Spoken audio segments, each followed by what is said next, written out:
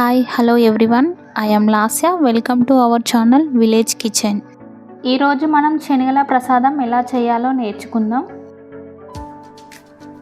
ముందుగా శనగలను ఒక గంట పాటు నానబెట్టుకోవాలి. తర్వాత కుక్కర్లో శనగలు ఉప్పు వేసి 2 విజిల్స్ వచ్చే వరకు ఉడకనివ్వాలి. అవి ఉడికిన తర్వాత ఇంకో గిన్నె పెట్టి ఆ గిన్నె వేడయ్యాక కొంచెం నూనె, కొంచెం జీలకర్ర, కొంచెం ఆవాలు,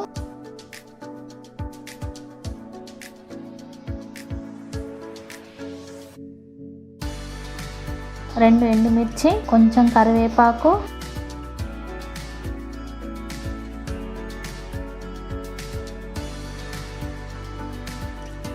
నాలుగు పచ్చిమిర్చి వేసి బాగా కలపాలి. అవి బాగా వేగినాక కొంచెం పసుపు వేసి కలుపుకోవాలి.